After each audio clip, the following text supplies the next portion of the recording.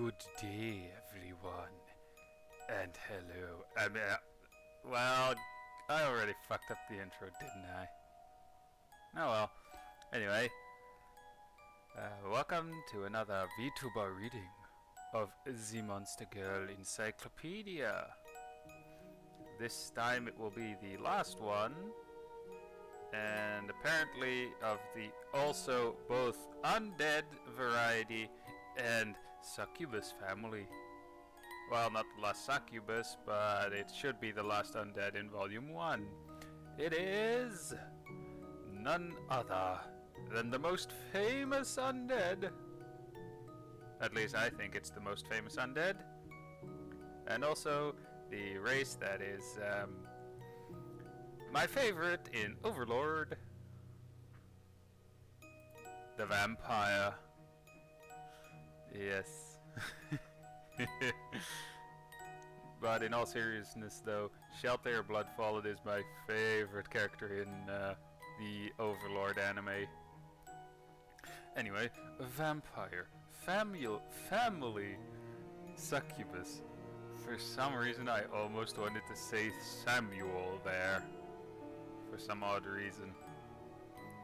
Type Undead. I mean, let's just say I wouldn't mind having her suck me off, you know? Alright, I'll stop. Habitat, the monster realm. Nature, strong-willed.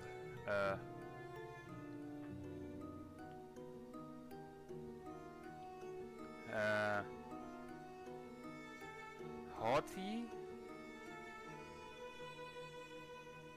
And stubborn, apparently.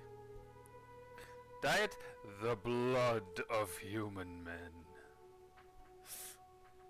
And another white substance. And she could technically get a twofer if she were, you know, to suck from one specific part of the male anatomy. Wink wink. Alright, now to read the wall of text. That is the vampire. The vampire is a higher order resident of the monster realm. Vampires possess both powerful magic and fantastic strength. Oh boy, that seem at odds with their form and only show themselves at night, hunting prey under the cover of darkness. I mean, again, anime reference here, but let's just say I think Darkness would enjoy that for some reason. Since she has masochistic tendencies, if you know what I mean. Also, she is a crusader who can't hit shit. They are extremely proud, viewing themselves as noble, and regard humans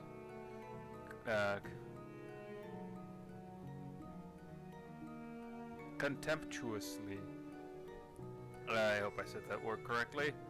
Seeing them as inferior beings, and yet they really enjoy sucking off the men of that of those inferior beings. For some reason, I feel compelled to actually look up Vampire X Orc for some reason. After reading that line. Or seeing if there is artwork with those two specifically, you know? All I can say is that there at least is a lot of Orc X Elf and everything.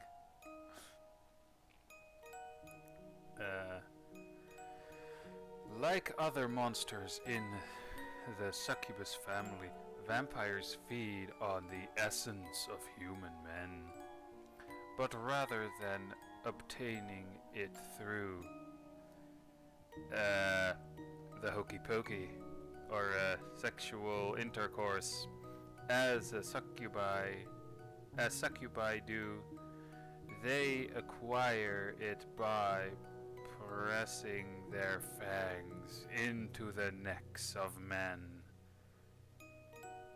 And maybe down there, which would technically be painful, but if you stroke it well enough, it should be filled to the brim with blood.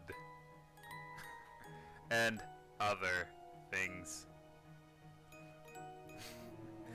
Now that I say that joke, I'm actually reminded of the one joke that I saw in like a comedy horror movie, where the guy defeats a vampire by continuously drinking holy water and then taking a piss on his face. Yes, that is literally a movie that exists, but I kind of forgot the name of it. But for some reason, this line, my own joke made me think of that particular movie scene. Anyway, and sucking their blood. A small amount of mana is injected into the man. In these processes, in this process, so that as his blood is sucked, he does not experience pain but pleasure. Again, that would be really freaking effective down there, if you know what I mean. A sensation that is shared by the vampire. Again, try doing it down there. To them, the blood of human men is both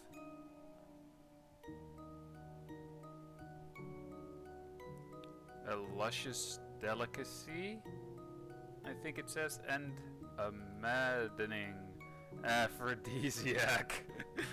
I mean,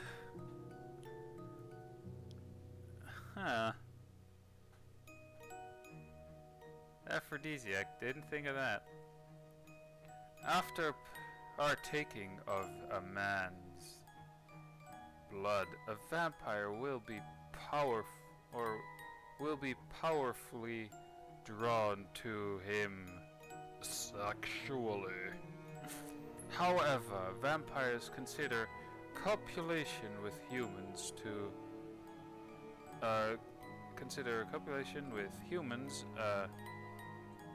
a loathsome act. So most suppress the urge to couple with them. When a vampire finds a man who meets her tastes, she brings him into her domicile as a servant and food source. Despite her scorn for humans, the magic of the Overlord causes a powerful affection to well up in her as the man serves her, and her body throbs unbearably whenever she sees him.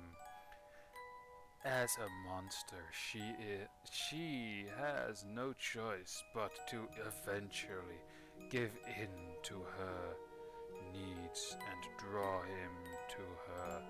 Meanwhile, every time she sucks his blood, her mana flows into him, and over time turns the man into an incubus. Page 15. For those of you who don't know, an incubus is the male version of a succubus, or essentially what you call a succubus if they take a male form, since they can literally switch their gender at will. For some reason, I wouldn't mind having that power, you know? Switching my gender at will. It's like, I think I'll try being a woman for like a week, maybe 2. And then when I get bored of it, I just turn back to male. Wouldn't that technically be considered something like transgender? How would you actually classify that? Anyway, questions for later. Once he has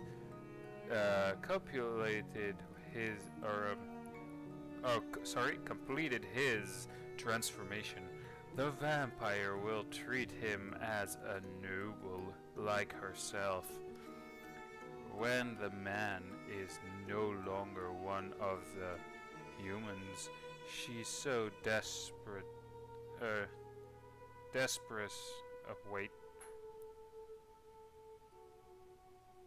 She so despises, the vampire's attitude changes abruptly. It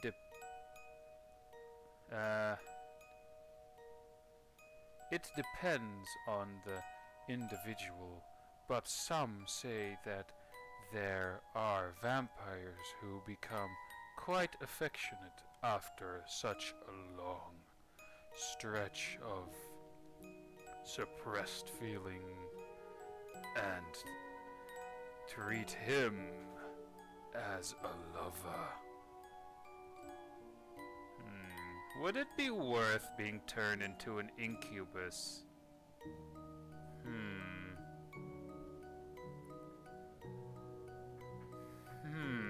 Would it be worth it? If only such a thing were real, you know? Hey, side effect, you may grow horns and a tail, but you would be technically, immortal. Oh wait, that's if you get turned into a vampire, the immortality. Well, at least you'll live for a lot longer as an incubus. Plus I heard they actually come with some, nifty seduction abilities. A wink wink. Plus, now that I think about it, I have heard they can also change the size of their wing dang doodle at will. Anyway, as a lover, the vampires also chase to contain the urge, or the urges that arise while feeding on blood, and thus proceed to copulate as their desires dictate. As they are succubi, they are equally capable of absorbing essence through copulation. No matter how often a vampire may have suppressed the urge to fornicate in the past, once she has experienced the hokey pokey, she becomes captivated by the savor of the divine sauce and the fierce, monstrous pleasure that is her natural right. Vampires are known to attack human women on rare occasions, though not for sustenance. Indeed, they do so to turn a human woman into one of their own kind.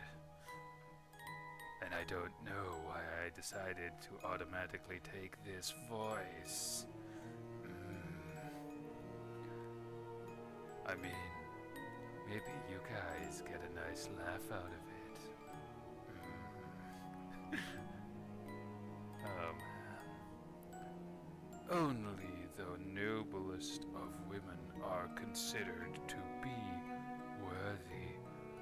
Once a vampire has decided on a human woman, the vampire will turn.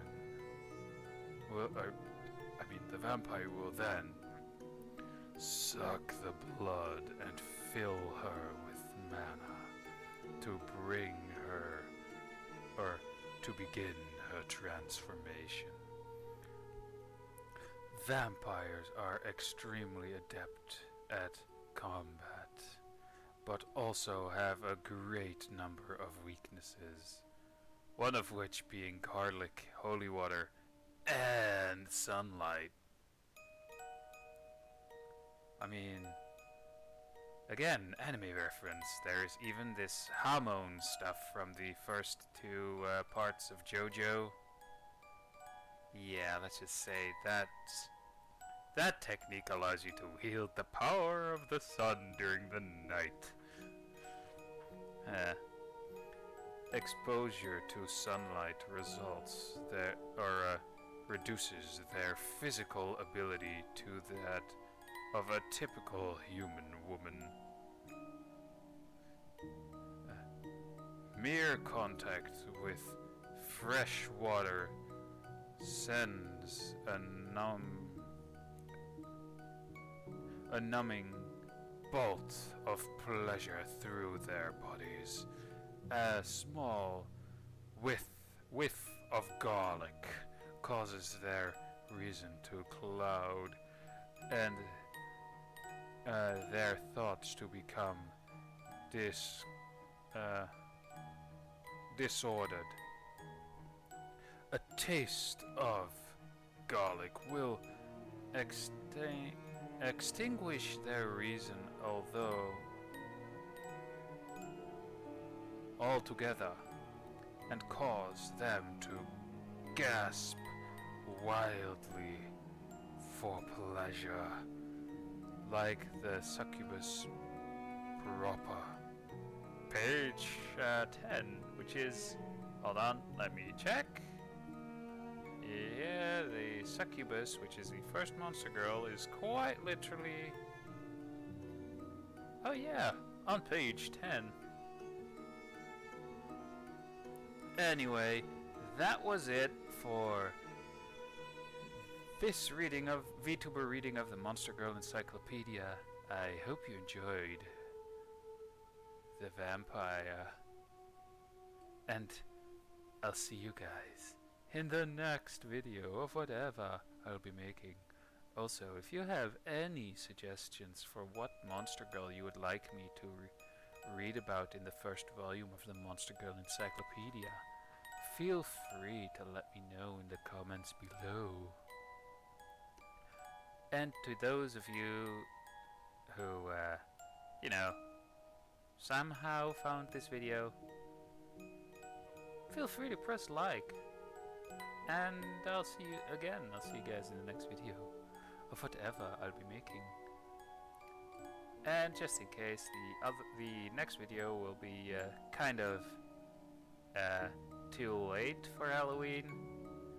Happy Halloween to all you spooky sons of bitches out there. And I mean that as a joke. Anyway, bye.